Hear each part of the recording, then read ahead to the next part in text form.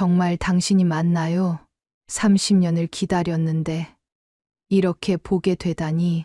영숙 씨, 난 기억을 전부 잃었었어. 왜 돌아오지 않았나요? 나는 당신이 죽은 줄로만 알았는데. 미안해. 그때 내가 사고를 당하고 어쩔 수 없이 당신을 찾을 용기가 없었어. 그래도 나 혼자 당신을 기다리고 하루하루가 지옥 같았는데. 내가 살아있다고 알려주지 못해서 미안해. 얼마나 힘들었을지 짐작조차 안 돼. 당신 사진을 보며 버텼어요. 우리 아이를 보며 언젠가 돌아올 거라 믿으면서. 다시는 만나지 못할 것 같았는데 이렇게 눈앞에서 당신을 보니까 숨조차 쉴 수가 없어. 나도 그래. 내 잘못으로 우리 모두가 너무 긴 시간을 잃어버렸어. 8월의 태양은 마치 불가마처럼 서울 시내를 달구고 있었습니다. 대로변에 나앉은 사람들은 이마에 흐르는 땀을 연신 닦아내고 에어컨이 나오는 가게 안을 찾아 들어가며 숨을 돌리곤 했죠. 그러한 여름 한가운데 72세의 백만장자이자 화장품 기업 영숙명화를 일군 창립자 허영숙 할머니가 오랜만에 모임을 앞두고 집을 나섰습니다. 허영숙이 거주하는 곳은 강남 한복판의 우뚝 솟은 초고층 펜트하우스. 실내에 들어서면 그림처럼 펼쳐지는 서울 도심이 한눈에 들어오는, 누구나 한 번쯤 살아보고 싶어 할 법한 호화로운 공간이었죠. 그러나 허영숙은 그 넓은 공간을 홀로 쓰며 지내왔습니다. 그에 대한 외로움을 아는지 모르는지 금박 장식이 새겨진 저택의 대문은 늘 그녀를 조용히 배웅하고 맞이할 뿐이었죠. 오늘은 여러 해 만에 친구들과 점심 모임이 있었습니다. 서로 근황을 전하고 가벼운 수다를 떨며 옛 추억을 나누기로 한 약속이었죠. 그러나 허영숙의 마음 한구석에는 오랜만에 외출에 대한 설렘과 동시에 묘한 불안감이 있었습니다. 마치 어디선가 일생일대의 전환점 같은 일이 찾아올 것만 같다는 막연한 예감이었죠. 엘리베이터를 타고 지하 주차장에 도착한 허영숙은 자신을 태우러 온 운전기사에게 간단한 스케줄을 알려주었습니다. 3시간 후에 강남의 유명 레스토랑에서 친구들과 만납니다. 혹시 차가 밀려서 늦으면 곤란하니 중간에 문제가 생기면 바로 연락주세요. 운전기사가 문을 열어주었고 그녀는 조수석 뒷자리에 조심스레 몸을 실었어요. 수십만 원짜리 명품 구두를 신고 있었지만 발에 살짝 끼이는 느낌 때문에 내내 거슬렸죠. 그 구두는 지난주 해외 출장을 다녀오며 면세점에서 추가로 구매한 신상 컬렉션이었습니다. 왜 이렇게 불편하지? 그녀는 발 뒤꿈치를 조정하며 중얼거렸지만 신발을 벗을 수도 없어 억지로 자리를 잡아보려 애썼습니다. 시내로 들어서자 차창 밖으로는 강남의 화려함이 펼쳐졌습니다. 고급 차량이 오가는 도로와 빛나는 건물 외벽에 반사되는 햇살은 눈부실 정도였죠. 허영숙은 예전의 자신을 잠시 떠올렸습니다. 이제는 한국의 에스티로더라는 별칭이 붙을 정도로 큰 성공을 거두었지만 30년 전만 해도 그녀는 동네 작은 화장품 가게를 운영하며 어렵게 살았던 젊은 주부였어요. 그러다 남편 김준호의 획기적인 화장품 포뮬러를 기반으로 사업에 뛰어들었고 남편이 실종된 뒤에 홀로 기업을 키우며 오늘의 부와 명예를 얻었습니다. 하지만 부와 명예가 늘 행복을 보장하는 것은 아니었습니다. 특히 남편이 돌연 사라진 후로 그녀의 마음에는 지울 수 없는 상처가 남아 있었죠. 30년이라는 긴 시간 동안 남편과 함께한 추억을 붙들고 독하게 버텨왔습니다. 그 과정에서 영숙명화라는 회사를 성공적으로 키워냈고 대중과 언론은 그런 그녀를 강인한 여성 기업인의 전형으로 추앙했어요.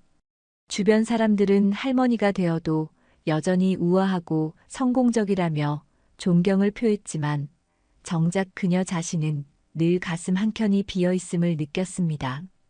그런 마음을 달래려는 듯 오랜만에 만나는 친구들과의 자리가 반가웠습니다. 차가 목적지 근처에 도착하자 허영숙은 차에서 내려 걸어가기로 했어요. 오랜만에 땀도 좀 내볼 겸 여기서부터 걸을게요.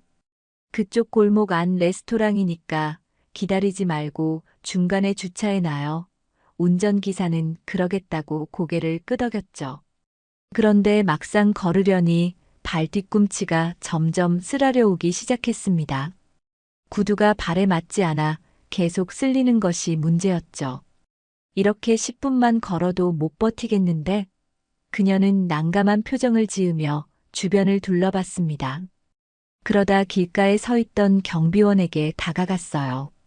젊은이, 혹시 이 근처에 구두 수선하는 가게가 있나? 경비원은 찰나의 고민도 없이 대답했습니다.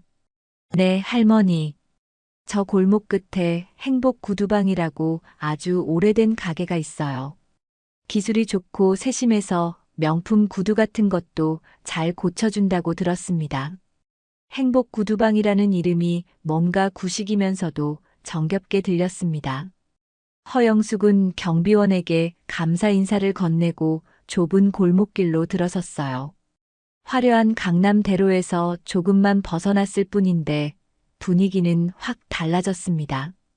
벽에 붙은 오래된 벽보와 낡은 철문들, 그리고 비좁은 상점들이 마치 다른 세계로 접어든 듯한 느낌을 주었죠. 이런 곳이 아직도 남아있다니 그녀는 낮게 중얼거리며 골목 깊숙이 들어갔습니다. 얼마 지나지 않아 허름한 간판 하나가 눈에 띄었어요. 바랜 글씨로 행복 구두방이라고 쓰여 있었죠. 오래된 목재 간판 위에는 잔뜩 긁힌 흔적이 있었지만 희미하게 보이는 그림자는 이 가게가 오랜 세월을 버텨왔음을 말해주는 듯 했습니다. 가게 문을 열자 안에서 은은한 가죽 냄새가 퍼져나왔습니다. 진한데? 그녀는 콧잔등을 찡그리면서도 묘하게 마음이 차분해지는 기분을 느꼈어요. 어디선가 들려오는 클래식 음악은 오래된 라디오에서 흘러나오는 듯 했습니다. 바깥의 시끄러운 도시 소음과는 달리 가게 안은 시간 자체가 다른 곳과는 별개의 흐름을 지니는 것만 같았죠. 구두방 내부는 예상 외로 깔끔하게 정돈되어 있었습니다. 벽면에는 다양한 구두들이 가지런히 진열되어 있었고 그 중에는 세월이 느껴지는 오래된 구두부터 최신 트렌드의 화려한 힐까지 다채롭게 걸려 있었죠. 작업대 위에는 가죽 조각과 구두 도구들이 정렬되어 있었는데 하나하나가 꽤나 정성을 들여 관리된 티가 났습니다. 하지만 가게 안에 사람의 모습은 보이지 않았어요. 허영숙은 아무도 없는 가게 한가운데서 살짝 머뭇거렸습니다. 손님이 왔음을 알리는 종소리도 들리지 않았기 때문이죠. 갑작스러운 침묵이 흐르는 가운데 안쪽 작업실로 보이는 공간에서 누군가가 서류를 찾는 듯한 소리가 들려왔습니다. 그때 중년 남성의 목소리가 들려왔어요. 손님, 잠시만 기다려주세요. 금방 나가겠습니다. 그 목소리에 허영숙은 묘한 전율을 느꼈습니다. 언제 들어봤나 싶은 낯익음이 가슴속 불안과 기대를 동시에 불러일으켰죠. 설마 그녀는 스스로 그런 생각을 부인하려고 했습니다. 30년 전 사라진 남편의 목소리를 머릿속으로 그려본 적은 많았지만 이 상황에서 바로 연결짓기엔 너무 황당했죠. 허영숙은 떨리는 마음을 다잡으며 가게 안을 더 살폈습니다. 그러다 벽에 걸린 작은 사진 한 장에 시선이 꽂혔어요. 흑백 사진 속에는 밝게 웃고 있는 젊은 남녀가 나란히 서 있었습니다. 여자의 헤어스타일과 화장, 옷차림은 분명 90년대 초반 분위기를 풍겼고 남자는 깔끔한 셔츠 차림에 부드러운 미소를 머금고 있었죠. 가까이 다가가 자세히 본 순간 허영숙은 심장이 잠시 멎은 듯한 충격을 받았습니다. 사진 속 여자는 자신이었습니다. 그리고 그 옆에 서 있던 남자는 한때 자신과 함께 화장품 가게를 꾸려나가던 남편, 김준호의 젊은 시절 얼굴이었죠. 이게 말이 돼? 그녀는 경악한 얼굴로 사진을 들여다보았습니다. 과거에 찍은 결혼사진이나 기념사진은 집에서도 보관하고 있지만 이런 구도와 표정의 사진은 처음 보는 것이었습니다. 분명 남편과의 추억 중 하나일 텐데 왜 이곳에 걸려 있는지는 알 수가 없었죠. 그녀가 바닥에 뿌려진 먼지를 밟으며 멍하니 서 있을 때 뒤쪽에서 다시 그 목소리가 들려왔습니다. 손님, 무엇을 도와드릴까요? 허영숙은 천천히 몸을 돌렸습니다. 그리고 그곳에 서 있는 노인을 본 순간 한치의 의심도 가질 수 없는 사실을 직감했습니다. 백발이 되어버린 머리카락, 깊게 파인 주름, 어딘가 지친 기색이 감도는 표정 그러나 그 눈빛만은 분명 그녀가 기억하는 30년 전 남편의 것이 맞았습니다. 준호 씨? 허영숙의 목소리가 떨렸습니다. 그녀가 한 발짝 다가서자 노인 역시 손에 들고 있던 구두를 떨어뜨리며 경악한 표정을 지었죠. 영숙 씨? 두 사람은 그 자리에 얼어붙고 말았습니다. 30년이라는 긴 시간이 흘렀음에도 서로를 알아보는 것은 한순간이었죠. 눈물과 떨림이 가슴속에서 폭발하듯 밀려왔습니다. 30년간의 애타는 그리움과 억눌린 감정이 한꺼번에 터져나와 허영숙의 눈에서는 눈물이 줄줄 흘러내렸어요. 그렇게 행복 구두방에서의 만남은 운명적이면서도 기적 같은 재회의 시작이었습니다. 시간이 멈춰버린 듯한 순간 허영숙은 겨우 자신을 추스르고 부들부들 떨리는 손으로 눈가의 눈물을 닦아냈습니다.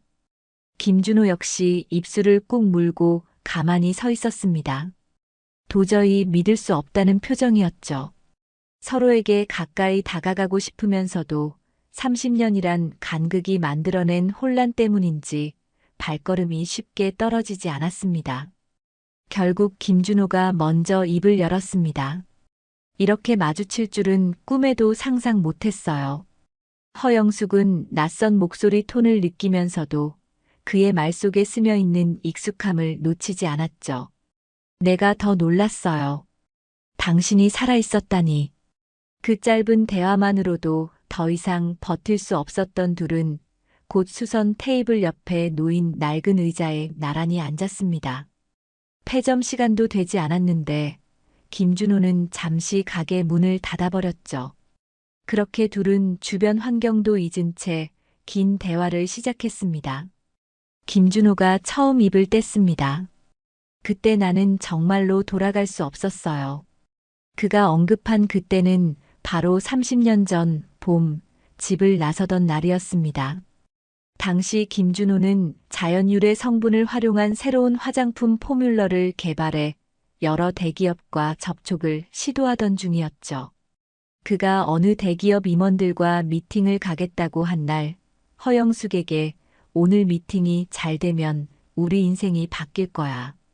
걱정 말라고 말한 후 집을 떠났습니다. 그러나 그날 이후 그는 감쪽같이 사라졌고 허영숙은 남편이 돌아오지 않는 상황에 절망해야 했습니다. 도대체 무슨 일이 있었던 거예요?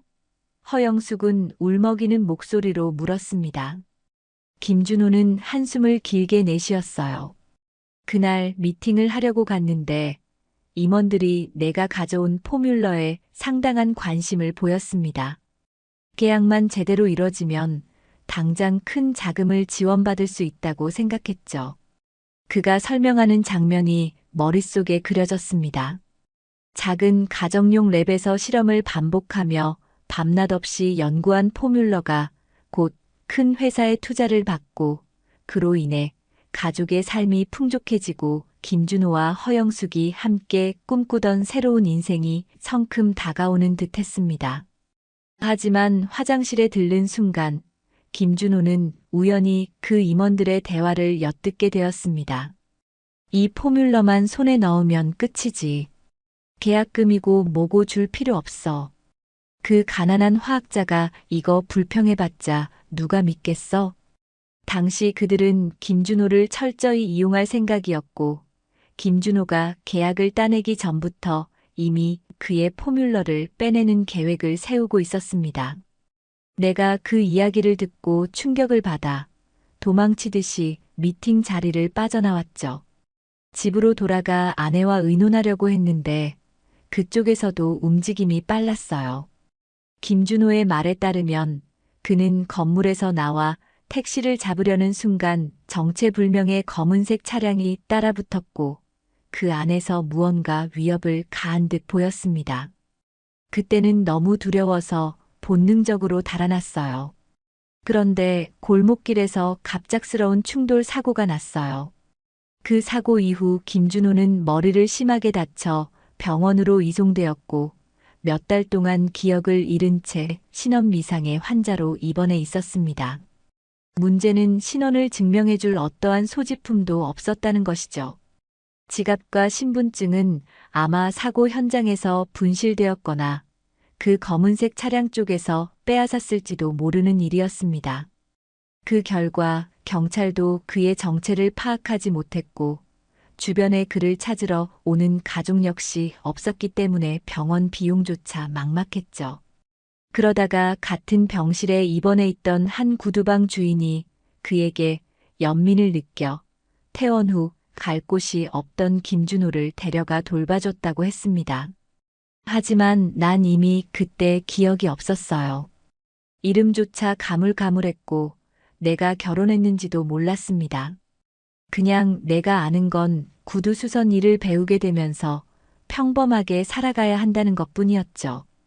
기억 상실 상태에서 김준호는 자신을 강태식이라고 부르라고 했다고 합니다. 구두방 주인이 그렇게 이름 지어주었고 거기에 별 이의를 제기할 상황도 아니었다고 하네요. 그렇게 얼마간은 잔잔한 일상을 보내며 치료를 병행하던 중 운명처럼 서서히 기억의 일부가 돌아왔습니다. 그러나 모든 것을 다 기억하는 데는 오랜 세월이 걸렸다고 합니다. 5년쯤 지나서야 내가 결혼을 했다는 확신이 들었어요. 꿈속에서 당신의 얼굴을 어렴풋이 보기도 했습니다. 하지만 이미 그 시점에서는 TV에서 당신 소식을 접했죠. 당신이 내 포뮬러를 토대로 회사를 크게 성장시켰고 한국의 에스티 로더라는 별명도 얻었다고 그러니 내가 지금 돌아가봤자 오히려 당신에게 누가 될 수 있겠다고 생각했어요. 사람들을 위험에 빠뜨릴 수도 있고 그 말을 들은 허영숙은 눈물이 솟구치는 것을 멈출 수 없었습니다. 그렇다면 왜 그래도 가족이잖아요. 정말 돌아와 줄 수 없었던 거예요? 김준호도 눈을 감은 채 고개를 떨궜습니다. 아직도 내가 제대로 판단한 건지 확신이 서지 않아요. 하지만 그 당시엔 내가 옆에 있는 게 당신과 아이에게 위협이 될 것 같았고 결국 이렇게 30년이 흘러버렸습니다. 허영숙은 그제야 남편의 실종 후 자신이 겪었던 지옥 같은 시간이 떠올랐습니다. 주변에서는 온갖 소문이 돌았죠. 남편이 빚쟁이를 피해 도망간 것 아니냐, 다른 여자가 생겼다더라, 심지어는 강물에 투신했을지도 모른다는 끔찍한 이야기까지. 그러나 그녀는 한 번도 남편을 의심해 본 적이 없었습니다. 김준호가 자신과 아들을 버리고 달아났을 리 없다는 믿음이 있었죠. 그래서 아내로서의 책임감과 남편이 언젠가 돌아올 것이라는 희미한 희망을 붙들고 그동안 혼자 아이를 키우며 회사를 일으킨 것입니다. 당신이 내 포뮬러를 이어받았다는 소식을 듣고 그래도 잘 지낸다고 생각했어요. 혼자여도 잘 이겨내고 행복하게 살기를 바랐어요. 난 이미 죽은 몸이나 마찬가지라고 여겼습니다. 허영숙은 조용히 눈물을 흘렸습니다. 난 단 한 번도 행복하게 지낸 적 없어요. 내 옆에 당신이 없었는데 어떻게 행복할 수 있었겠어요. 그들의 대화는 몇 마디로 정리하기엔 너무 길고 30년의 세월이 얽혀 있었습니다. 그렇게 1시간 넘게 서로를 바라보며 과거를 하나둘씩 꺼내던 중 허영숙의 휴대전화가 울렸습니다. 친구들이 이미 레스토랑에 도착했다고 어디에 있느냐고 물어오는 전화였죠. 허영숙은 전화를 받고 나서 잠시 고민했습니다. 하지만 지금 이 순간이 훨씬 더 중요하다는 판단이 섰어요. 미안하지만 사정이 생겨서 오늘 약속은 못 갈 것 같아 친구들에게 짧게 양해를 구한 뒤 전화를 끊었습니다. 그리고 남편을 마주보고 말했죠. 더 이야기를 해요. 30년이나 기다렸는데 더는 시간을 잃어버리고 싶지 않으니까요. 그렇게 두 사람은 이미 지나간 30년의 고통을 처음으로 함께 마주하게 되었습니다. 허영숙과 김준호, 혹은 이제 강태식으로 살아온 그의 이야기는 행복 구두방 내부에서 긴 시간이 흐르는 동안 계속되었습니다. 저녁이 가까워지며 밖은 어둑어둑해졌고 가게 안의 클래식 음악은 꺼졌습니다. 켜졌다를 반복했지만 두 사람은 대화의 끈을 놓지 않았습니다. 김준호가 실종된 후 허영숙은 아들을 홀로 키우면서 작은 화장품 가게를 유지해야 했습니다. 남편이 개발하던 포뮬러 시제품이 남아 있었고 그걸 기반으로 연구를 이어가며 제품을 만들어냈죠. 처음에는 주변에서 남편이 도망간 것 아니냐는 시선도 있었지만 그녀는 그때마다 고개를 꼿꼿이 들고 우리 남편은 그런 사람이 아니다라고 일축했습니다. 그러나 사업이라는 것이 그렇게 간단치만은 않았습니다. 경제 사정이 어려워 자금 조달이 힘들었고 경쟁 기업들의 견제도 심해졌죠. 게다가 30대 초반 나이에 자녀를 키우며 일까지 해야 하는 상황이었으니 하루하루가 전쟁이었습니다. 하지만 그 모든 압박과 외로움을 견디게 해준 힘은 김준호가 살아있을지도 모른다는 믿음과 이 일을 반드시 성공시켜 남편이 돌아오면 자랑스럽게 보여주겠다는 결심이었습니다.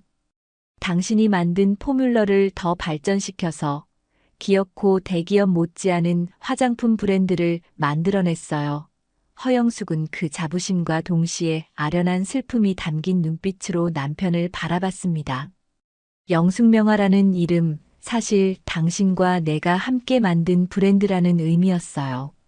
내 이름만 앞에 세웠지만 결국은 우리 둘의 추억이 살아있다는 증거였죠. 한편 김준호는 기억을 찾아가는 과정에서 크나큰 혼란을 겪었다고 했습니다. 내가 이 세상에 뿌리 없는 사람처럼 느껴졌어요. 그때 구두방 주인 할아버지가 나를 거두어주지 않았다면 아마 거리에서 방황했을지도 몰라요. 그 할아버지는 50년 가까이 구두를 수선해온 장인이었고 가족 없이 홀로 늙어가던 중 우연히 김준호를 만나 친아들처럼 보살피며 수선 기술을 전수해줬습니다. 처음에는 힘들었지만 구두라는 게 참 정직하다고 느꼈어요. 바느질하고 본드칠하고 망치질해서 고치면 또 새롭게 태어나거든요. 내가 그때 배운 건 망가진 물건도 정성껏 다루면 다시 살아난다는 것이었죠. 김준호가 가게의 2층 작은 방에서 지내며 낮에는 구두를 고치고 밤에는 종종 공원에서 산책하곤 했답니다. 그러던 어느 날 TV 뉴스에서 우연히 영숙명화라는 신생 화장품 브랜드가 엄청난 성공을 거두고 있다는 보도를 봤는데 그 대표가 바로 허영숙이라는 말을 듣고 자신의 기억 저편에 서려 있던 이미지가 크게 흔들렸다고 합니다. 당신의 이름을 보는 순간 내 가슴이 심하게 뛰더군요. 하지만 그걸로 모든 기억이 돌아온 건 아니었어요. 그때만 해도 그냥 내가 뭔가 잃어버린 게 있구나라는 막연한 느낌이었지요. 그렇게 5년, 10년이 지나며 김준호의 머릿속에서는 점점 더 선명하게 과거의 조각이 떠올랐고 그때마다 혼란과 죄책감 그리고 두려움이 교차했습니다. 가족을 버려두고 이렇게 사는 게 맞는 걸까? 하는 자책과 내가 다시 나타났을 때 혹시라도 그 사람들에게 해가 되지 않을까? 하는 공포가 동시에 엄습했죠. 결국 그는 강태식이라는 이름으로 남아 살기로 결심하고 서울에 남아 구두수선 가게를 이어받았습니다. 주인 할아버지가 세상을 떠난 후에는 혼자 가게를 지키게 되었고, 그렇게 30년 가까운 시간이 흘렀던 겁니다. 그동안 내가 얼마나 당신을 찾아 헤맸는지 몰라요. 경찰에 실종 신고도 하고, 심지어 사람을 붙여 수소문도 했었어요. 허영숙이 말했습니다. 그녀는 남편에게 섭섭함을 토로하고 싶었지만 이미 모든 말을 들어버린 지금 그를 탓하기에는 30년이라는 세월의 무게가 너무 무겁게 다가왔습니다.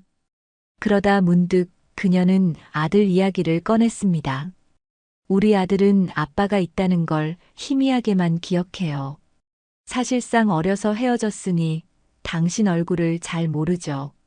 하지만 내가 늘 아빠를 훌륭한 사람이라고 말해왔습니다. 지금은 훌륭한 사업가가 되어 영숙명화를 함께 이끌어가고 있어요. 김준호의 눈에 먹먹함이 비쳤습니다. 그 아이 대학 졸업식 때 멀리서 봤습니다. 검은 학사모를 쓰고 환하게 웃고 있었어요. 당신도 그 자리에 있더군요. 둘이 함께 서 있는 모습을 관중석 맨 뒤에서 지켜봤어요. 그 말을 들은 허영숙은 가슴 한복판이 뜨겁게 울렸습니다. 남편이 비겁하게 떠나버린 줄로만 여겼던 어느 순간 그는 사실 멀리서 아들을 바라보고 있었던 것이었습니다. 그렇게라도 보러 와줬다면 왜 다가오지 않았어요? 내가 우리 아들이 얼마나 아버지를 기다렸는지 알았으면 그녀는 애써 담담하려 했지만 결국 말끝이 떨리고 말았습니다. 김준호는 고개를 숙였습니다. 당신은 아직 자신이 없었습니다. 어떻게 설명해야 할지, 어떻게 다시 당신들 앞에 서야 할지 그냥 죄인일 뿐이었어요. 그 이야기를 듣는 허영숙의 마음은 복잡했습니다. 남편이 돌아오지 않은 세월 동안 그녀가 받은 상처와 외로움, 그리고 사업을 통해 억척스레 살아남아야 했던 현실. 반면 남편 역시 기억을 잃고 그 후에는 적지 않은 심적 고통 속에서 살아왔음을 알게 되었죠. 30년 그 시간이 참 길어요. 우리에게 너무 많은 것을 빼앗아갔네요. 그녀는 결국 눈물을 주르륵 흘렸습니다. 그렇게 과거의 아픔과 현재의 감정이 교차되는 순간 가게 문이 벌컥 열렸습니다. 시원한 바람과 함께 정장 차림의 중년 남성이 들어섰죠. 어머니, 다급한 목소리였습니다. 여기 계셨네요. 전화를 계속 안 받으시길래. 그 남성은 바로 두 사람의 아들, 김준영이었습니다. 아들을 본 허영숙은 놀라 서둘러 휴대전화를 확인했어요. 무음 모드로 바뀐 상태였기에 연락이 계속 왔다는 것을 미처 알지 못했습니다. 어머니, 괜찮으세요? 왜 우시고 계시는 거예요? 준영은 다가와서 당황스럽게 둘러보았죠. 눈앞에 낯선 노인은 누구인지, 그리고 어머니가 왜 이렇게 울고 있는지 전혀 상황을 파악하지 못한 표정이었습니다. 허영숙은 잠시 주저했지만 결국 굳게 다짐한 듯 아들을 바라보며 말했습니다. 준영아, 내가 그토록 찾아 헤매던 사람 내 아버지다.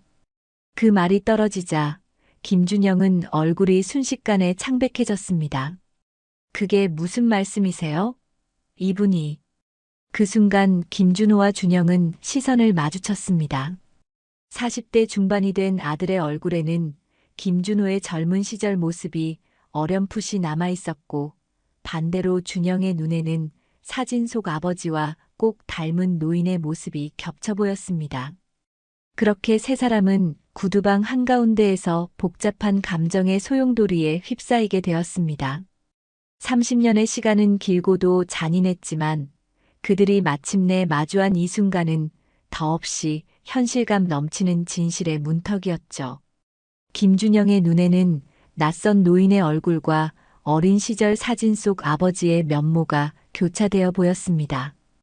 허영숙이 내 아버지다라고 선언했지만 30년 동안 얼굴 한 번 본 적 없는 아버지를 눈앞에서 마주한다는 건 충격 그 자체였죠.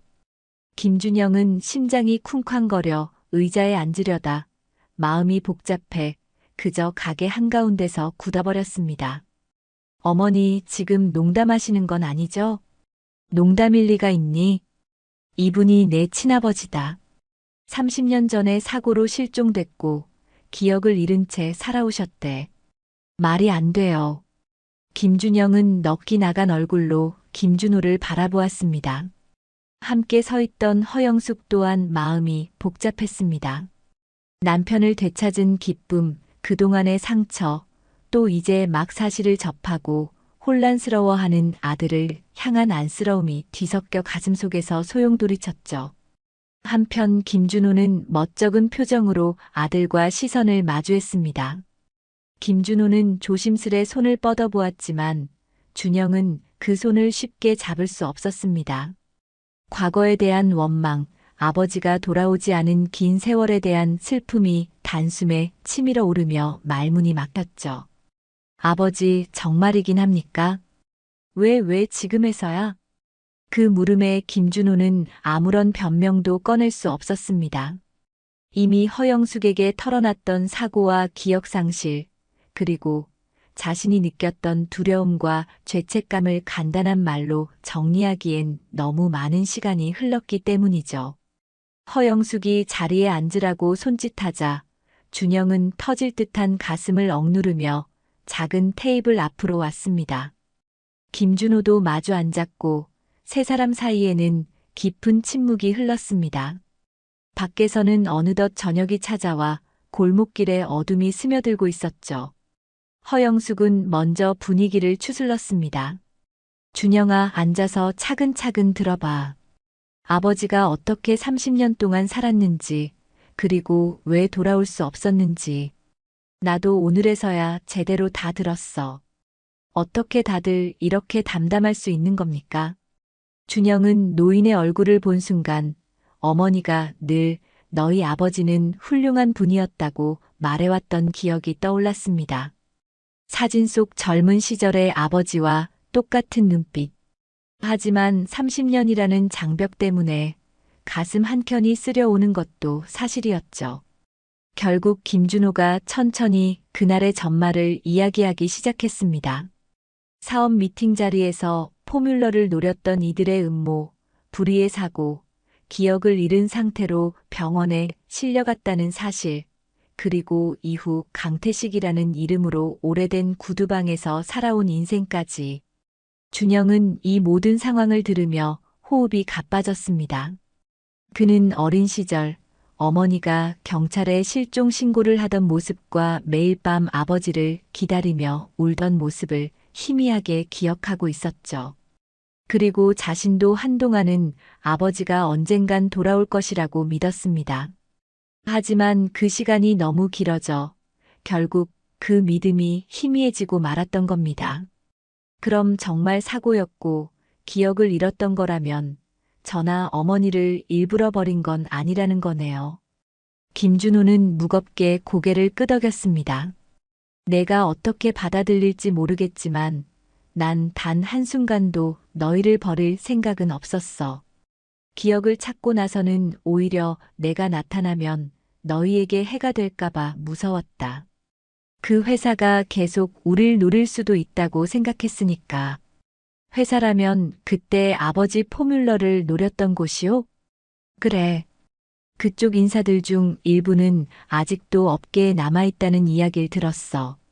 준영은 자신이 경영 일선에 나서면서 업계 곳곳의 흐름을 어느 정도 파악하게 되었다고 이야기했습니다. 특히 90년대부터 2000년대 초반 사이에 급성장했다가 갑작스럽게 사라지거나 간판만 바꿔달고 살아남은 화장품 기업들이 여럿 있었죠. 아직 누가 아버지를 해치려 할지는 정확히 모르겠지만 그래도 그 옛날 사건에 관여했던 세력이 남아있을 수는 있겠네요. 허영숙은 눈을 가늘게 뜨며 생각에 잠겼습니다. 어쩐지 사업하다 보면 정체를 알 수 없는 방해가 들어올 때가 간혹 있었어.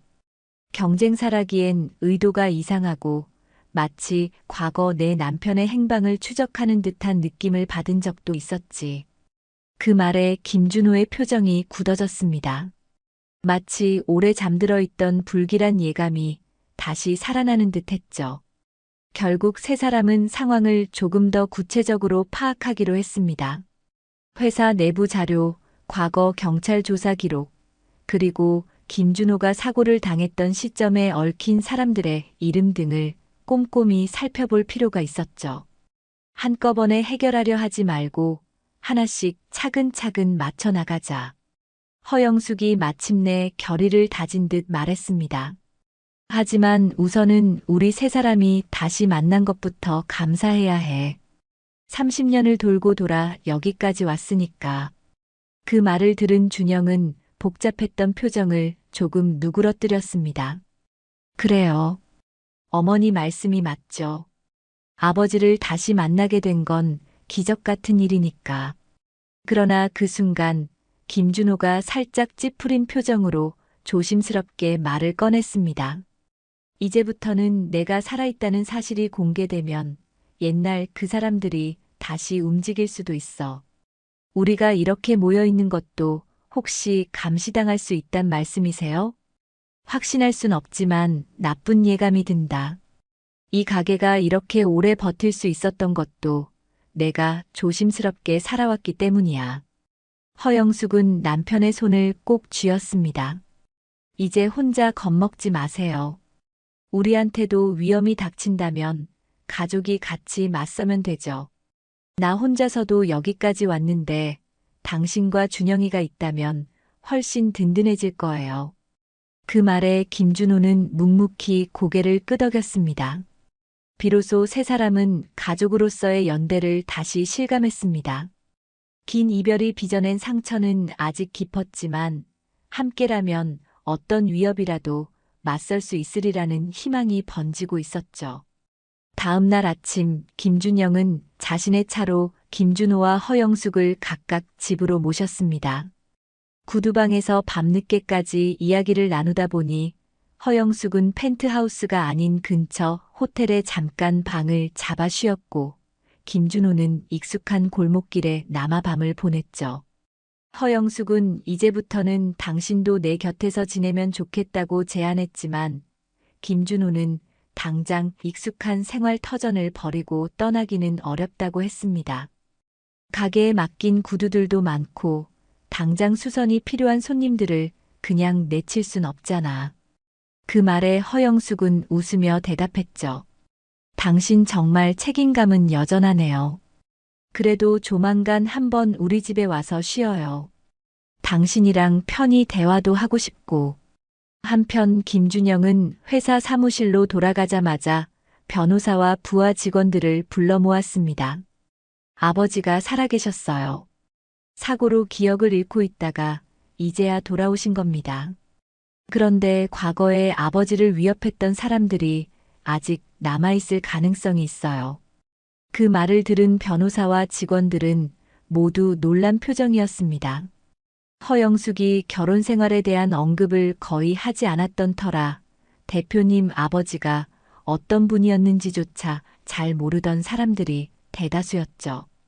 김준영은 당분간 김준호가 공식적으로는 살아있지 않은 상태임을 유념해달라고 당부했습니다. 법적으로는 이미 선고가 내려지지 않았더라도 실종 상태가 너무 오래 이어져서 행적이 불분명했으니 여러 행정적, 법적 절차가 필요할 것이었습니다. 우선 공식적으로 아버지의 신원을 확인하고 나중에 언론 플레이가 필요하다면 그때 준비합시다. 그 전에 과거 기록들을 좀 더 조사해 볼 게 있어요. 그는 회사 내 서고에 보관된 90년대 사업 서류들을 꺼내 검토하기 시작했습니다. 허영숙이 과거 남편의 포뮬러를 어떻게 양도받고 사업을 확장했는지를 자세히 살펴보면 그 과정에서 마찰을 일으켰던 경쟁사가 누군지도 분명히 드러날 수 있었죠. 또한 30년 전에 김준호가 접촉하려 했던 대기업 임원들의 명단을 추적한다면 현재 어떤 위치에 있는지도 확인 가능할 거라 판단했습니다. 며칠이 지난 어느 오후 김준영은 찾고 있던 단서를 발견했습니다. 당시 김준호가 만났던 임원 중 한 명이 지금은 뷰티코리아라는 대형 화장품 기업의 회장 박정교로 추정된다는 사실이었죠. 90년대 중반 투어나학이라는 중소기업에서 임원으로 근무하던 박정교가 회사를 떠난 뒤 어느 날 갑자기 뷰티코리아를 세워 승승장구했다는 겁니다. 이 박정교라는 인물이 상당히 수상한데요. 변호사가 파일을 뒤적이며 말했습니다. 예전부터 다른 중소기업이나 개인 개발자의 기술을 헐값에 빼앗아온 정황이 여러 번 있었어요. 소송도 몇 건 있었는데 다 돈으로 막았는지 유야무야된 적이 많습니다. 김준영은 이를 확인하고 직감적으로 이자가 아버지를 위협했던 장본인일 수 있다는 생각을 했습니다. 아버지가 말한 검은색 차도 어쩌면 박정교 쪽에서 보낸 것일 수도 있겠네요. 그날 저녁 김준영은 직접 행복 구두방을 찾아갔습니다. 허름한 골목을 지나 도착한 가게 문은 영업이 끝났는지 반쯤 닫혀 있었죠. 조심스럽게 안으로 들어서니 김준호가 낡은 탁자에 앉아 구두를 손보는 중이었습니다. 아버지, 안녕하세요. 저 들어가도 될까요? 김준호는 놀라면서도 반가운 표정으로 아들을 반겼습니다. 어쩐 일이냐? 바쁠 텐데. 준영은 의자에 앉아 발견한 자료를 하나씩 펼쳐 보였습니다. 그리고 지금 박정교라는 인물에 대한 소문과 과거 투어나학의 기록을 추적하는 상황을 설명했죠. 김준호는 그 이름을 듣고 얼굴이 살짝 굳어졌습니다. 박정교 맞아. 대기업 임원진이 셋이었는데 그중 한 사람의 얼굴이 기억나. 나중에 내가 회복하고 나서 신문을 보던 중에 박정교라는 이름이 등장하길래 혹시나 했었는데 확신하진 못했어. 근데 이제야 딱 들어맞네. 준영은 증언만 있다면 법적으로 문제 삼을 수 있을 것 같다고 말했지만 김준호는 고개를 저었습니다. 이미 30년이나 지난 일이야. 직접적인 증거가 있어야 할 텐데 계약서나 녹취 자료도 없고 설령 내가 법정에 나가서 진실을 말한다 해도 상대가 발뺌하면 복잡해질 거야. 그럼에도 준영은 포기하지 않았습니다. 우리 회사 내부에도 아버지 포뮬러 관련 자료가 분명 남아있을 거예요. 그 시제품이나 실험 노트 같은 것들. 어머니가 다 못 버리고 보관했을 수도 있죠. 그걸 뷰티코리아에서 훔쳐가려 했던 정황이 드러난다면 30년 전 일이라도 추궁할 수 있지 않을까요?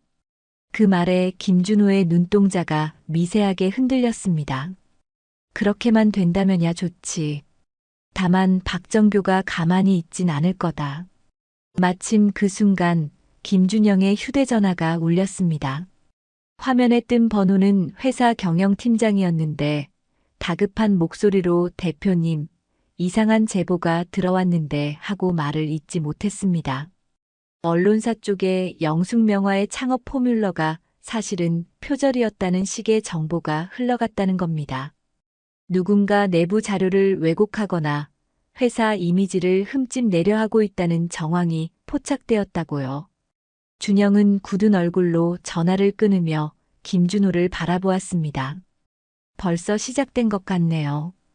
우리가 움직이기 시작하니까 상대도 강하게 반격하는 모양입니다.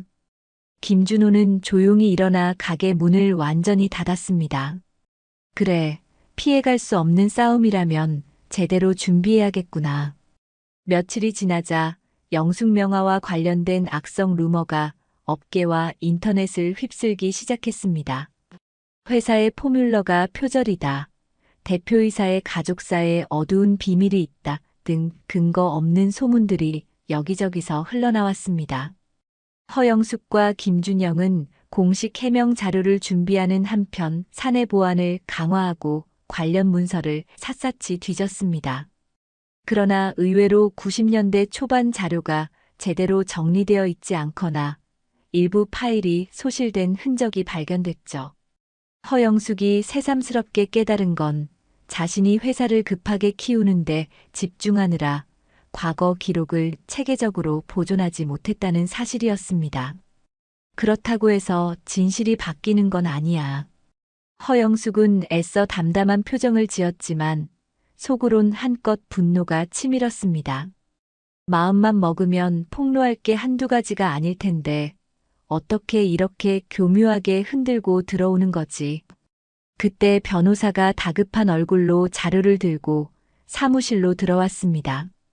대표님, 제가 옛날 법원 기록을 뒤져보다가 이상한 걸 찾았습니다. 1994년 봄에 투어나악이 유독 높은 액수의 보험금을 받았다고 하네요. 재산 피해나 화재도 없었는데 알고 보니 투어나악이 연구 결과물 도난 명목으로 보험을 들어놓았다가 큰 돈을 수령한 흔적이 있었습니다. 누군가 회사 내부에서 의도적으로 포뮬러가 사라졌다고 신고해 손해배상을 청구했다는 말이죠. 허영숙은 그 문서를 읽으며 불쾌함을 감추지 못했습니다. 이미 그때부터 우리 남편의 포뮬러를 자기들 걸로 둔갑시키고 도난당했다고 거짓말에 돈까지 챙겼다는 뜻이네요. 박정교가 이 일을 주도했다고 봐도 무리가 없겠어요. 곧바로 준영이 이 정보를 김준호에게 알렸습니다. 김준호는 그렇다면 30년 전 사건이 고스란히 문서로 남아있을 가능성이 높다고 예감했죠. 회사가 보험 청구를 했다면 그 근거 자료가 어딘가에 남아있을 테니까요. 만약 그 문서에 기술된 도난당했다는 포뮬러가 실제로 자신이 개발한 것과 동일하다는 사실이 밝혀진다면 거짓말을 한 쪽이 누군지 금방 드러날 수도 있었습니다. 하지만 의외의 방향에서 더 강력한 위협이 찾아왔습니다. 어느 날 밤 행복구두방에 정체불명의 인물이 침입을 시도한 것입니다. 김준호가 작업을 끝내고 막 불을 끄려던 참에 누군가 문손잡이를 잡고 힘껏 흔들었죠. 누구십니까? 밖에서는 아무 대답도 들리지 않았고 문에 설치된 작은 유리창 너머로 건장한 체격의 그림자 두어 명이 어른거렸습니다. 김준호는 바로 112에 신고하겠다고 외쳤지만 침입자들은 발소리를 죽이며 골목길 안쪽으로 사라졌죠. 겁먹기보다는 화가 치민 김준호는 문 밖으로 나가 그들을 쫓으려 했지만 이미 사라진 뒤였습니다. 분명 어딘가에서 자신을 감시하고 있다는 예감이 강하게 들었습니다. 그 사건 이후 김준영은 당장 아버지를 보호하기 위해 경호원을 붙이자고 제안했습니다. 아버지 혼자 계시면 언제 또 무슨 일을 당할지 모릅니다. 본사 경호팀에 부탁해 놓을게요. 하지만 김준호는 가난한 동네 사람들 눈에 띄는 게 싫었고 또 대놓고 경호원을 배치하면 되레 더 자극할 수 있다는 판단도 있었습니다. 나도 내 가게를 계속 지키고 싶다. 괜히 떠나버리면 억울하게 쫓겨나는 꼴이잖아. 결국 두 사람은 절충안으로 골목길 주변 CCTV 설치와 비밀리에 움직일 수 있는 사설 보안 요원을 선임하기로 했습니다. 겉으로는 동네 주민인 척 다니며 수상한 인물이 접근하지 못하도록 미리 방어선만 구축하기로 한 것이죠. 며칠 뒤 또다시 충격적인 일이 벌어졌습니다. 김준영이 사무실에서 야근을 하던 늦은 밤 회사 인근 창고에서 갑작스러운 화재가 발생했습니다. 그 창고에는 90년대 초부터 보관해온 옛날 문서와 신제품 출시를 앞둔 일부 재고 물품이 함께 쌓여 있었습니다. 불길은 생각보다 빠르게 번졌고 직원들과 소방대가 긴급 출동했지만 상당한 자료가 이미 불타버렸죠. 불이 어느 정도 진압되고 나서 김준영과 직원들은 잔해 속을 뒤지며 건질 만한 문서를 찾아 헤맸습니다. 결국 단서가 될 만한 자료 대부분이 훼손되었고 특히 김준호가 작성한 옛 연구 노트나 실험 보고서가 보관돼 있을 가능성이 있던 구역이 심하게 타 있었습니다. 이건 그냥 우연한 사고가 아닙니다. 김준영은 검게 그을린 파일 하나를 손에 들고 말했습니다. 사고라는 단어를 붙이기에도 미심쩍은 구석이 너무 많아요. 경찰이 화재 원인을 조사하는 동안 허영숙은 이 사실을 김준호에게 알렸습니다. 김준호는 결국 크게 분노했고 그간 참고 있었던 두려움이 결심으로 바뀌었습니다. 더 이상 도망치거나 숨어 지내고 싶지 않다. 이 사람들이 날 죽이려 했던 것도 모자라. 이제 너희 회사까지 흔들려 하잖아. 가만둘 수 없지. 이왕 이렇게 된 거 우리도 적극적으로 움직여야겠네요. 허영숙도 굳은 목소리로 동의했습니다. 옛날엔 내가 당신을 다시 찾아내기 위해 싸웠지만 이제는 당신과 함께 싸워야겠어요. 30년 동안 쌓아올린 우리 노력, 이렇게 무너질 순 없죠. 곧바로 세 사람은 법률 전문가, 사설 탐정까지 활용해 본격적으로 증거 수집에 나섰습니다. 화재 직전 창고 주변을 어슬렁대는 모습이 포착된 차량, 그 차량이 박정교 혹은 뷰티코리아와 연관되어 있는지, 과거 투어나학의 관계자 중 현 뷰티코리아 직원이 누가 있는지 등을 폭넓게 확인하기 시작했죠.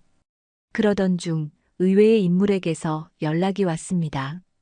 바로 투어나학의 옛 회계 담당이었던 박모 씨라는 이가 30년 전 보험금 청구는 사실상 사기였고 그 증거를 지금도 갖고 있다며 접근해온 겁니다. 박모 씨는 자신이 예전에는 박정교의 사주를 받아 움직였지만 최근 들어 여러 협박을 당해 안전을 보장받지 못하게 되자 뒤늦게 배신을 결심했다는 요지의 이야기를 전했습니다. 김준영은 반신반의하면서도 혹시나 싶은 마음에 박모 씨를 조용히 호텔로 불러 만났습니다. 그리고 그의 입에서 나온 이야기는 예상보다 훨씬 구체적이었죠. 그때 박정교가 고용한 이들이 김준호 씨를 뒤쫓은 건 사실입니다. 연구 자료를 빼돌리려고 했고 사고를 낸 직후에도 은밀히 처리하려고 했어요. 그런데 운이 좋았는지 김준호 씨가 신원불명 상태로 사라져버렸죠. 그리고 회계부서를 통해 자신들의 고유 기술이 도난당했다며 거액의 보험금을 청구했어요. 그 증거 아직 가지고 계십니까? 서류 일부를 복사해놨습니다. 퇴직할 때 혹시나 해서 챙겨뒀는데 박정교가 알면 저 가만 안 둘 겁니다. 김준영은 자료를 훑어보다가 손이 떨릴 정도로 분노와 흥분이 치밀어 올랐습니다. 그 서류에는 분명히 혁신적인 천연 화장품 포뮬러에 대한 언급이 있었고 파일명에는 김준호라는 이름이 버젓이 기록돼 있었죠. 투어나학 측이 내부 연구를 도난당했다고 주장하는 문서였지만 사실은 김준호가 개발한 포뮬러를 몰래 빼앗아 보험 사기에 악용한 흔적이 선명했습니다. 이제야 모든 게 맞춰지는군요. 김준영은 그 자리에서 아버지와 어머니에게 전화를 걸어 소식을 전했습니다. 허영숙은 안도의 한숨을 내쉬면서도 거짓말로 뒤덮인 30년의 허상을 이제야 걷어내게 됐네. 박정교가 이 사실을 알면 가만히 있지 않을 거야. 조심해야 해요 하고 당부했죠. 김준호 역시 이번에는 내가 직접 나서서 증언할 거다. 내 포뮬러가 어떻게 만들어졌는지, 30년 전 미팅에서 무슨 일이 있었는지 낱낱이 밝히겠다며 분연히 목소리를 높였습니다. 그렇게 세 사람은 과거의 그림자를 떨쳐내고 정면으로 맞서겠다는 의지를 더욱 굳히게 되었습니다. 이미 가족 모두가 박정교의 공격 범위 안에 들어온 상황이었으니 피할 수 있는 선택지는 없었죠. 싸우다가 다칠 수 있다는 불안도 컸지만 더는 도망치거나 침묵하며 당하기만 하지 않겠다는 결심이 세 사람의 마음을 하나로 모았습니다. 그 후로 얼마 지나지 않아 박정교 측에서 먼저 변호사를 통해 허위사실 유포를 멈추라는 내용 증명을 보내왔습니다. 김준영이 움직이고 있다는 걸 알아챘던 겁니다. 거꾸로 영숙명화가 악성 루머를 퍼뜨리고 있다는 식의 주장이었죠. 그러나 이미 이쪽 손에 30년 전 보험 사기의 자료가 들어온 상황이었습니다. 허영숙은 서글픈 웃음을 흘리며 그 서류를 바라봤습니다. 어쩌면 나한테 이게 지금의 마지막 전투가 될 수도 있겠네요. 30년 전에 잃어버렸던 남편, 그리고 그 남편이 구축했던 꿈을 지키기 위한 김준호는 아내의 손등을 가만히 쓰다듬었습니다. 난 이미 당신이 이 회사와 가정을 지키려고 얼마나 고생했는지 잘 알아. 이제부터는 내가 그 무게를 같이 들 테니 너무 혼자서 짊어지려 하지 마. 옆에서 이 광경을 지켜보던 준영은 묘한 감동과 안쓰러움에 가슴이 뭉클해졌습니다. 30년간 뿔뿔이 흩어져 있던 가족이 비로소 한자리에 모여 어깨를 나란히 하고 있었습니다. 그 의미가 준영에게는 남다르게 다가왔죠. 우리 절대 물러서지 맙시다. 그동안 당해온 걸 생각하면 이제 우리가 진실을 증명할 차례예요. 그렇게 세 사람은 앞으로 펼쳐질 거대한 법정 싸움과 언론전을 준비하기 시작했습니다. 30년 전에 잃어버린 진실을 되찾아오는 길이자 박정규에게 빼앗긴 김준호의 꿈을 다시금 세상에 드러내는 과정이 될 것입니다. 이미 가족은 충분히 고통받아왔지만 이번에는 세상에 숨지 않고 오히려 세상을 향해 목소리를 내겠다고 다짐했죠. 밖으로 나서면 여전히 강렬한 여름 햇살이 도시를 달구고 있었지만 그 뜨거움이 이제는 오히려 세 사람의 투지를 불태워주는 듯 했습니다. 행복 구두방에서 시작된 기적 같은 재회가 30년간 가려져 있던 음모의 막을 걷어내고 새로운 시작을 향해 나아가는 서막이 된 것입니다. 김준영과 허영숙, 그리고 김준호는 이제 결코 물러서지 않겠다는 결심 아래 함께 움직이기 시작했습니다. 30년 전에 사고에서 살아 돌아온 김준호가 공개 증언을 하기로 마음먹었고 투어나하게 옛 회계 담당 박 모 씨가 넘긴 자료까지 확보된 상황이었죠. 가족이 다시 뭉친다는 사실 자체가 그들에게는 엄청난 용기와 위로가 되었습니다. 지난 세월을 갈갈이 찢어놓았던 의욕과 그리움이 이제 하나하나 퍼즐처럼 맞춰지며 진실이란 큰 그림을 드러내고 있었습니다. 문제는 그 퍼즐이 완성되기까지 박정규와 뷰티코리아가 얼마나 강하게 반격해 올지, 그리고 그 과정에서 어떤 위험이 도사릴지 아무도 장담할 수 없다는 데 있었죠. 어머니, 아버지, 일정 한번 확인하고 가시죠. 어느 오후 세 사람은 허영숙의 펜트하우스 거실에 모여 앉았습니다. 난생 처음 함께 식사 준비를 나눠하고 따뜻한 차 한 잔을 곁들여 가며 향후 계획을 정리하는 자리는 그들에게도 낯선 경험이었어요. 서로가 한 지붕 아래 모여 일상적인 대화를 나누는 것 자체가 30년 만이었으니까요. 집 안 곳곳에는 허영숙이 평생 모아온 예술품과 사진들이 장식되어 있었습니다. 젊은 시절의 부부 사진, 어린 아들 준영과 함께 찍은 가족 사진 등도 걸려 있었죠. 김준호는 그 사진들을 볼 때마다 가슴이 저릿해졌습니다. 자신 없이 찍힌 사진들이 대부분이었거든요. 그러나 허영숙은 손을 내밀어 남편의 등을 다독였습니다. 이제부터 우리 가족 사진 제대로 다시 찍으면 돼요. 그 말에 김준호는 애써 웃으며 고개를 끄덕였습니다. 그래야지. 나도 그동안 내 곁에 없었던 만큼 더 잘할게. 그날 회의 안건은 크게 세 가지였습니다. 첫째, 30년 전 보험 사기 증거를 어떤 방식으로 공개할지. 둘째, 김준호가 직접 경찰 및 언론에 진술할 시점. 셋째, 뷰티코리아와의 재판 절차를 어떻게 끌고 갈지.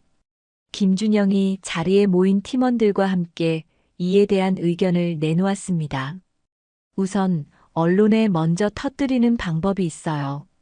대형 언론사와 인터뷰를 진행하면서 투어나하게 옛 기록과 보험금 청구 사기를 공개하는 거죠. 박정규 쪽이 우리를 역으로 공격하려 해도 이미 여론이 움직이면 그들도 방어하기 버거울 겁니다. 하지만 허영숙은 조금 더 신중한 태도를 보였습니다. 언론이 한쪽 편만 들어줄까요? 박정교가 워낙 인맥이 넓고 재력도 막강하잖아요. 자칫 잘못하면 기사각도 자체가 영숙명화의 거짓 폭로 같은 프레임으로 뒤바뀔 수도 있어요. 김준호는 무표정해 보이지만 눈동자 안에 결의가 서렸습니다. 재판을 통한 공적인 절차가 먼저 필요할 것 같아. 내가 직접 증언하고 30년 전 사고에 대해 경찰에도 다시 수사를 의뢰하자. 그 뒤 언론을 활용해도 늦지 않을 거야. 준영도 아버지 의견에 힘을 실었습니다. 검찰이나 경찰이 본격적으로 수사에 들어가면 뷰티코리아 쪽은 쉽게 꼼짝 못할 겁니다. 우린 무엇보다도 자료가 있으니까요. 결국 세 사람은 변호인단과 협의 끝에 먼저 수사를 재개하도록 경찰에 정식 진정을 넣기로 결정했습니다. 김준호는 자신의 실종 사건과 당시 보험 사기 정황을 알리고 재수사를 요청하는 피해자 진술서에 서명했죠. 또한 회사 측에서도 공식적으로 30년 전 투어나악이 빼돌렸던 포뮬러에 대한 법적 대응을 예고하는 문서를 준비했습니다. 그야말로 본격적인 전투의 서막이었습니다. 허영숙과 김준영은 심적으로 긴장했지만 오히려 김준호는 오래된 결심을 더 공고히 하는 듯 보였죠. 삶의 많은 부분을 빼앗겼으나 더 이상은 빼앗기지 않겠다며. 며칠 뒤 김준영과 변호인은 약속된 시간에 맞춰 서울지방경찰청에 방문했습니다. 30년 만에 다시 열리는 실종 사건의 재수사에 관한 첫 만남이었죠. 경찰 측도 난감해하는 기색이 역력했습니다. 이게 30년 전 미해결 사건이라는 거고 당사자분이 생존해 있다는 게 사실인가요? 김준영은 짧게 고개를 끄덕였습니다. 네, 아버지께서 기억상실 상태로 지내다가 최근에야 돌아오셨습니다.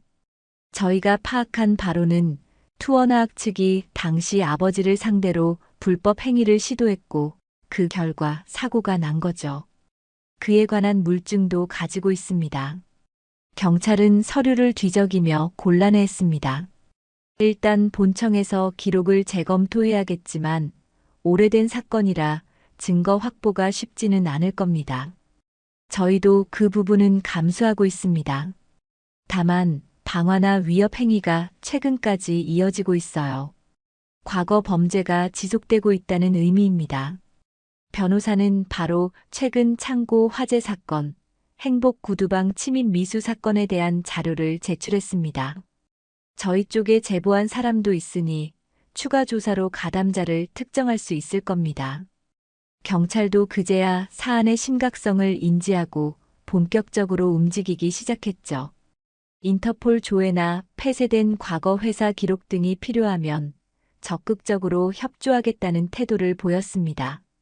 이후 김준호가 직접 경찰 조사실에 들어가 30년 전 사고 당일 상황을 상세히 증언했습니다.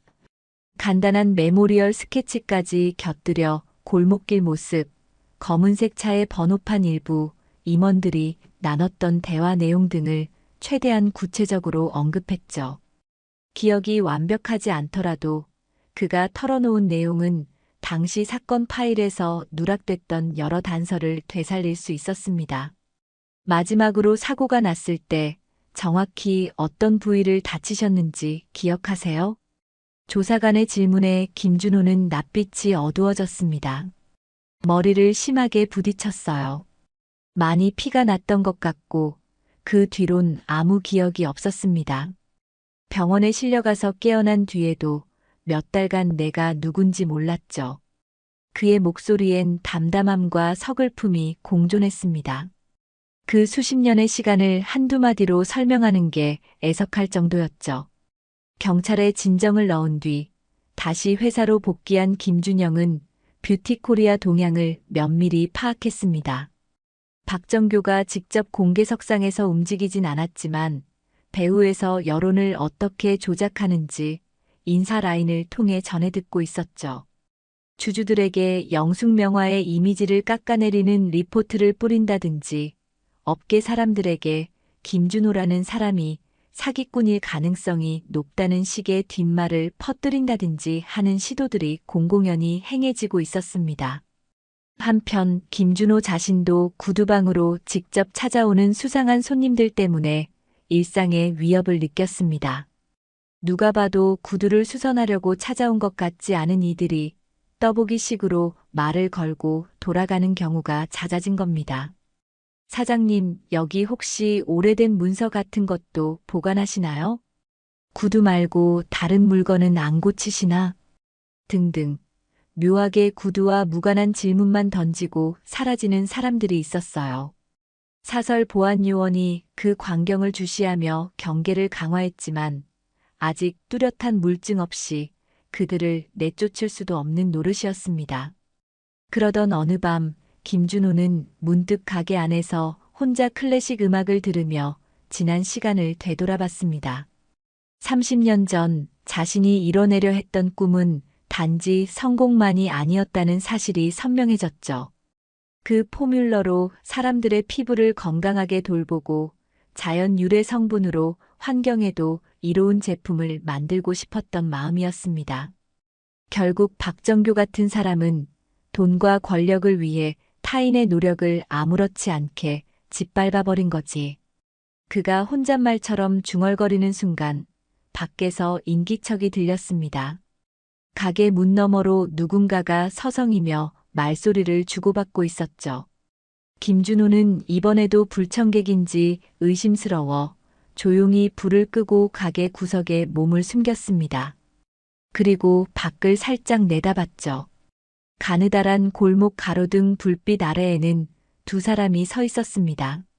하나는 건장한 청년으로 보였고 다른 하나는 중년 사내. 언뜻 보기만 해도 범상치 않은 분위기였습니다.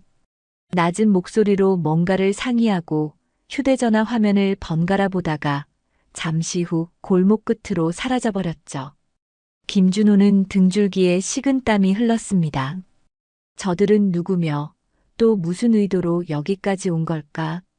분명 그들이 하는 이야기 속에 증언이니 증거니 하는 단어가 희미하게 들렸다고 느꼈습니다. 누군가가 김준호가 공인된 자리에서 목소리를 내는 걸 막으려 혹은 그를 올가매려 구체적인 계획을 세우는 중일지도 모르는 일이었습니다.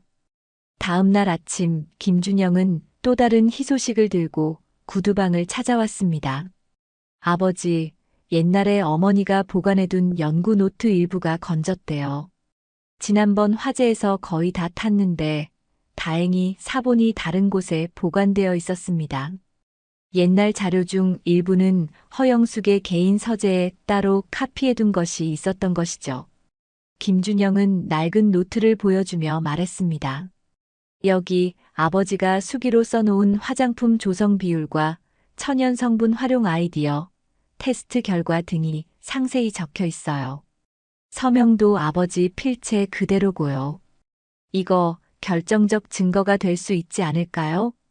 김준호는 노트를 보고 잠시 추억에 잠겼습니다. 이런 것까지 남아있을 줄이야. 내가 밤낮 없이 연구하던 기록이지. 당시에는 간이 실험실밖에 없어서 손으로 직접 점도 측정하고 색깔, 향까지 전부 기록했었어. 그는 노트 속 페이지를 넘기며 옛날의 자신과 대면하는 듯한 표정을 지었습니다. 그 시절의 열정과 확신이 고스란히 적혀있던 기록이니 30년이라는 시간을 뛰어넘어 그에게 힘을 실어주는 느낌이었죠. 준영은 아버지를 바라보며 조용히 물었습니다. 혹시 이런 자료 외에 그 회사에 넘어갔던 초안 같은 게 더 있었나요? 김준호는 고개를 끄덕였습니다. 아마 투원화학 임원들에게 제시했던 시제품 설명서가 따로 있었을 거야.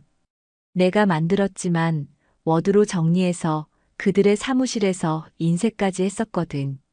그럼 그 문서도 어딘가에 남아있을 가능성이 높네요.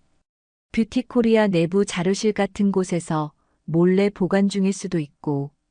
두 사람은 속으로 희망이 생기는 걸 느꼈습니다.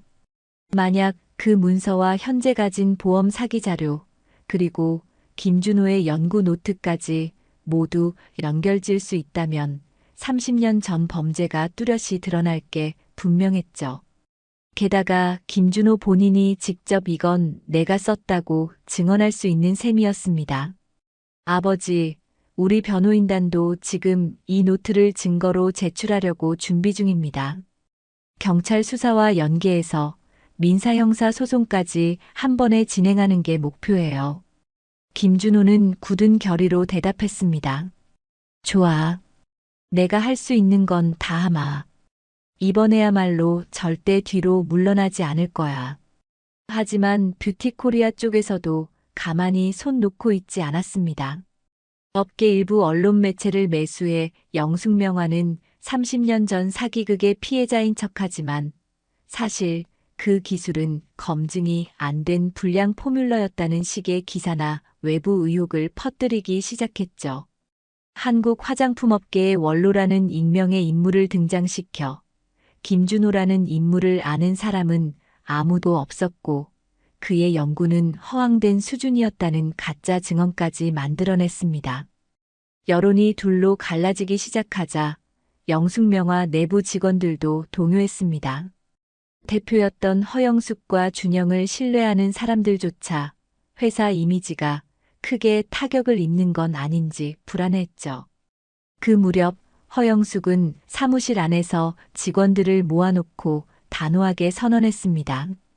여러분, 저와 우리 아들, 그리고 김준호 씨가 30년간 어떤 길을 걸어왔는지 누구보다 잘 아시리라 믿어요.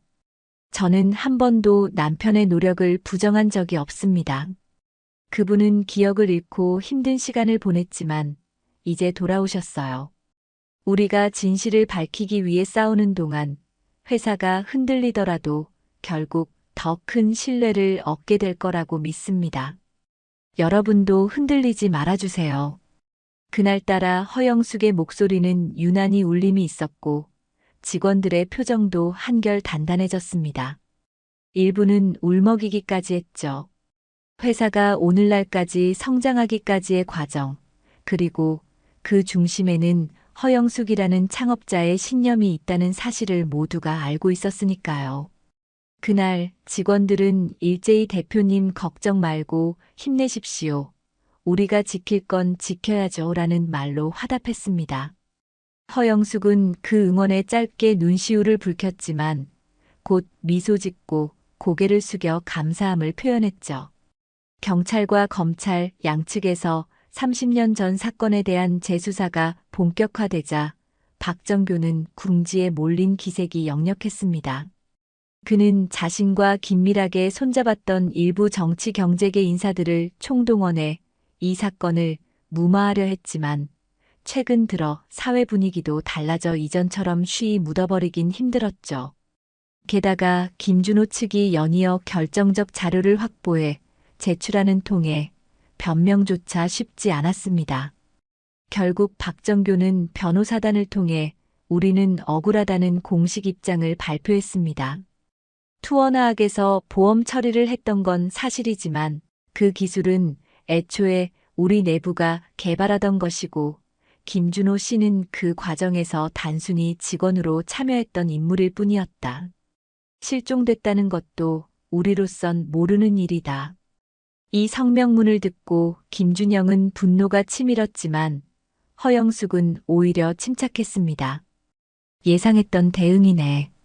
내가 보기에 이미 박정교는 시간 끌기 전략으로 돌아선 거야. 우리가 더 확실한 증거를 내놓지 않는 이상 재판을 지연시키면서 여론전을 통해 회사 이미지를 깎아내려고 할 거다. 그들의 판단대로 박정교 측은 각종 소송 지연 전술을 쓰기 시작했습니다.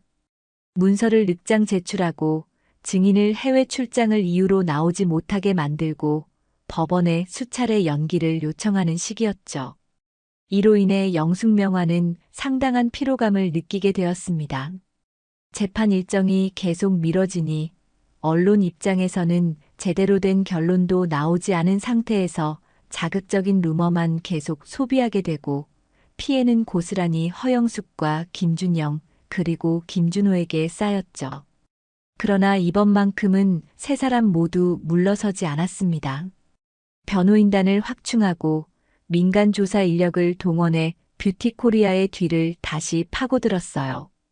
다행히 박 모 씨처럼 과거 투어나학에서 일했던 또 다른 이들이 서서히 입을 열기 시작했습니다. 박정교의 재력과 압박에 눌려 숨죽이고 있던 사람들도 이 사태가 본격적으로 커지자 자신도 더 이상 피해자가 되기 싫다며 양심선언에 동참했죠. 이러한 동력이 모여 마침내 법원에서는 박정교와 뷰티코리아가 이 소송을 더 이상 지연하는 건 부당하다는 판결을 내렸습니다. 공판 일정이 최종 확정되고 본격적인 심리가 진행되기로 한 겁니다. 그 소식을 전해 들은 허영숙은 조심스럽지만 환한 미소를 지었습니다.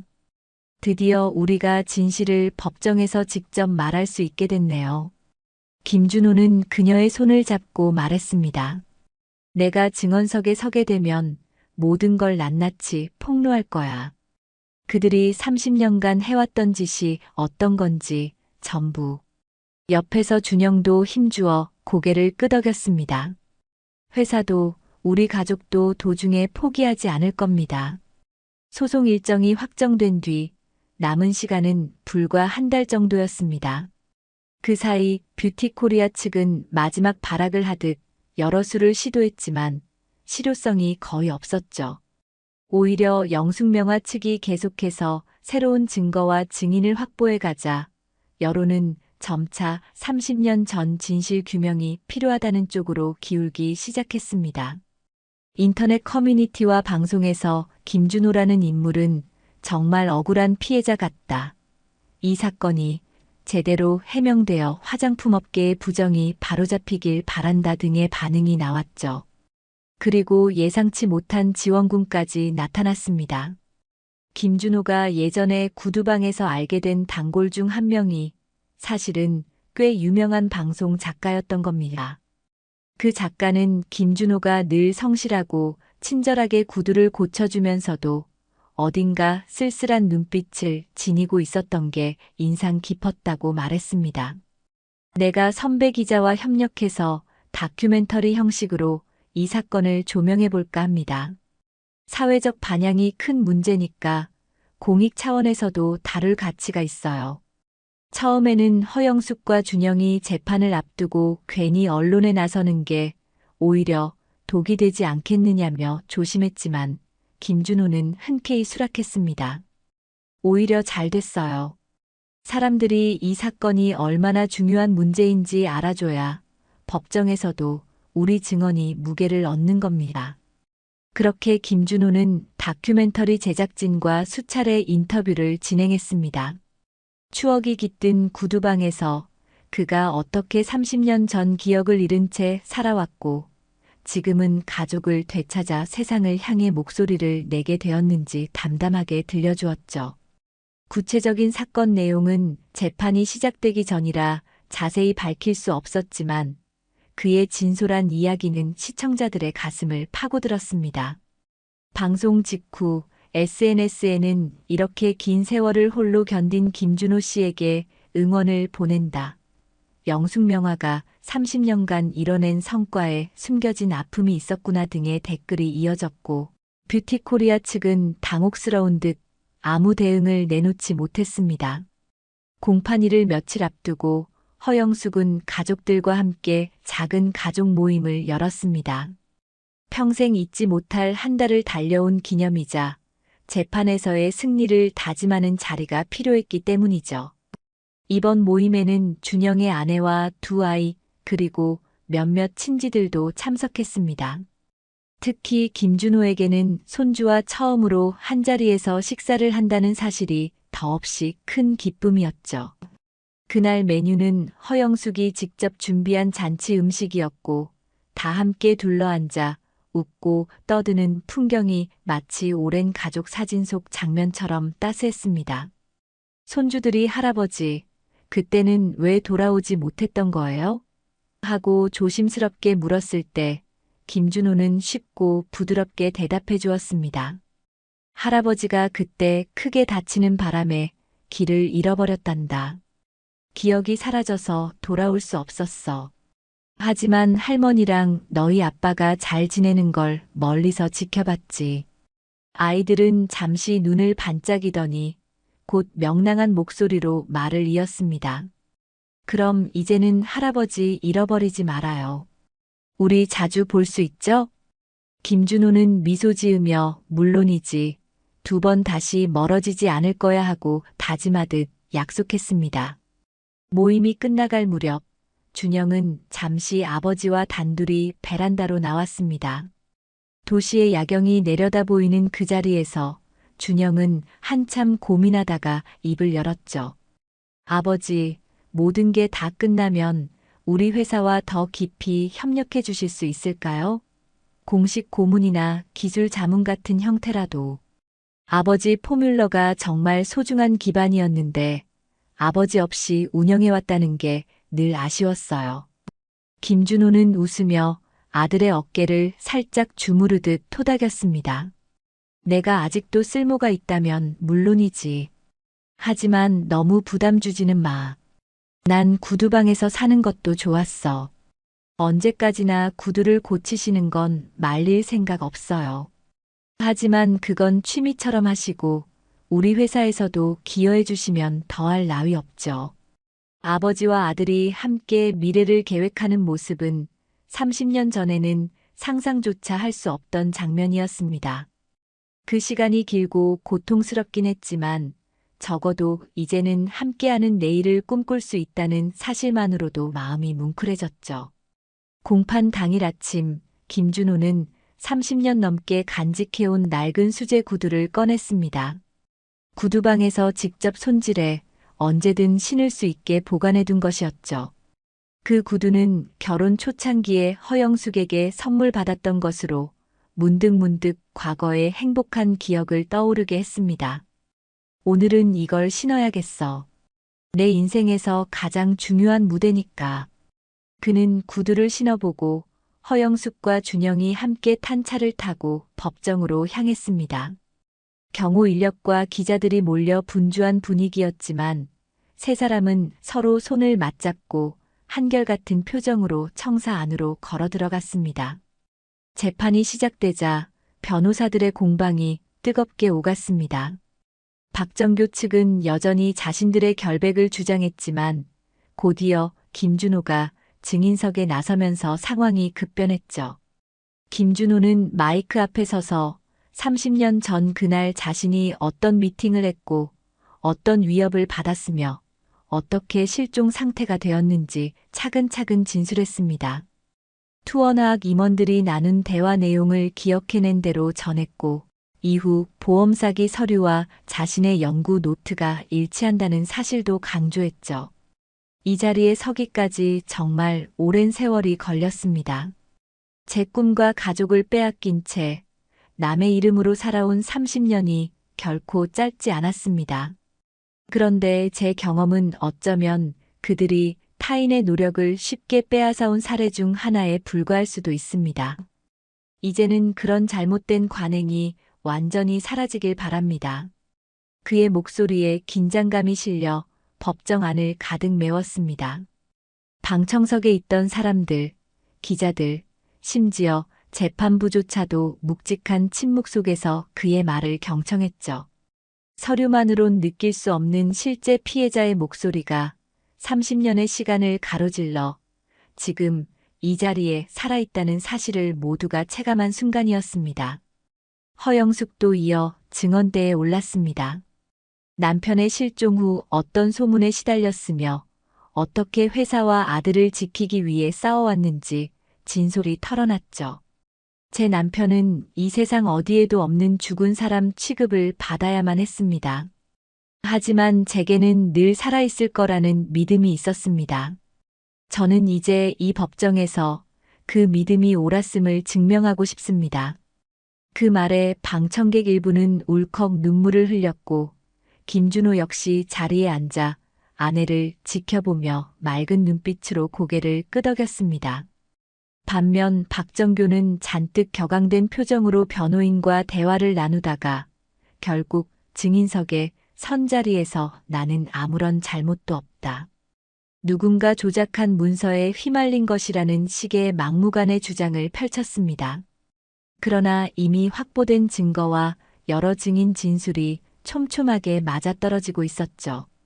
거기에다 아예 투어나하게 내부 인력이었던 이들이 줄줄이 나와 박정교의 지시로 보험 사기를 진행했다고 폭로하자 그의 변명은 더 이상 통하지 않았습니다. 재판은 한 번으로 끝나지 않았지만 이미 초반부터 대세가 확연히 기울었습니다. 김준호가 되찾으려 했던 진실은 더 이상 가려질 수 없었고 허영숙과 준영은 진실이 밝혀지는 동안에도 회사와 가정을 꼿꼿이 지켜냈죠. 시간이 조금 더 걸렸고 수차례의 공판과 증언이 오갔지만 결국 법원은 박정교와 뷰티코리아의 범죄 행위를 인정했고 김준호에게 공식적인 피해자 지위를 부여했습니다. 또한 영숙명화 측에 손해배상을 하라는 판결을 내렸습니다. 재판 결과가 나오고 수개월 뒤 김준호는 허영숙, 준영과 함께 다시 한번 행복구두방에 모였습니다. 불안에 떨던 골목길도 이제는 평온한 일상으로 돌아갔고 다행히 방화나 위협 시도도 끊긴 상태였습니다. 가게 문을 열고 들어간 허영숙은 오래된 구두 냄새와 더불어 김준호가 틀어놓은 클래식 음악을 들으며 살짝 미소 지었습니다. 당신 여기서만큼은 참 편안해 보이네. 준영도 고개를 끄덕이며 아버지는 가게에서 일할 때가 제일 멋있어요. 구두 수선하는 손놀림이 어찌나 숙련된지 하고 즐겁게 농담을 던졌습니다. 사실 재판이 끝난 뒤 김준호에게는 회사의 공식 고문 자리가 제한되었고 또한 여러 언론에서 방송 출연 요청이 쇄도했습니다. 하지만 그는 나는 조용히 가족과 지내며 그동안 잃어버린 시간을 되찾고 싶다고 말했죠. 내가 갑자기 세간의 주목을 받으면 구두방 손님들도 불편해할 거야. 그리고 난 아직도 이 골목이 좋아. 평생을 바느질과 망치질로 살았고 그게 더 편안하네. 허영숙은 남편이 구두방을 계속 운영하겠다는 뜻을 존중했습니다. 다만 언제든 집에 와서 함께 지낼 수 있도록 근처에 작고 안락한 아파트를 얻어주었죠. 회사 쪽에서는 필요할 때마다 연구 자문을 받을 수 있도록 월 12회 정도 정기 미팅만 잡아두었습니다. 세 사람의 인생은 완전히 제자리를 찾은 건 아니지만 분명 과거에 비하면 훨씬 나은 상태로 흘러가기 시작했습니다. 어머니와 아버지가 함께하는 저녁 식탁이 조금씩 늘어나고 준영의 아이들은 할아버지 손을 붙잡고 골목에서 뛰놀며 구두방을 기웃거렸죠. 김준호는 그때마다 잘 닦은 나무 의자를 손주들에게 내주고 가죽 조각을 가르쳐주며 즐겁게 시간을 보냈습니다. 어느 날 허영숙이 행복 구두방에 놀러 왔을 때였어요. 창가에 앉아 커피를 마시다 보니 가게 벽 한쪽에 걸린 옛 흑백 사진이 눈에 들어왔습니다. 과거 김준호와 함께 웃고 있는 자기 자신의 젊은 시절 모습이 담긴 사진. 바로 그 사진 때문에 이 모든 기적이 시작되었다고 해도 과언이 아니었죠. 허영숙은 사진 곁에 다가서 천천히 손가락으로 그 테두리를 만졌습니다. 그리고 조용히 눈을 감으며 30년 전부터 지금까지 이어진 수많은 기억을 떠올렸습니다. 짧지 않았던 이별, 지독하게 아팠던 그리움, 그리고 마침내 찾아온 재회와 정의 실현. 결국 세월은 돌고 돌아 두 사람을 다시 한자리에 데려다 주었습니다. 준호 씨, 내가 오래전에 당신한테 바치려던 꽃다발은 이제야 줄 수 있겠어요. 허영숙은 살짝 웃으며 밖에 있던 작은 꽃다발을 꺼냈습니다. 파란색 리본으로 묶인 그 꽃들 사이에는 남편에게 보내는 편지가 곱게 꽂혀 있었죠. 김준호는 잠시 놀란 표정을 지었지만 이내 환한 미소를 지었습니다. 꽃도 편지도 늦었어도 괜찮아. 우린 아직 시간이 많이 남았으니까. 그날의 햇빛은 유독 밝았습니다. 창문 너머로 쏟아져 들어오는 따스한 빛이 마치 그동안 그들을 둘러싸던 모든 어둠을 스르륵 녹여내리는 듯 했죠. 김준호는 아내의 손을 잡고 자리에서 일어나 오래된 사진 옆에 새로 찍은 가족 사진을 걸었습니다.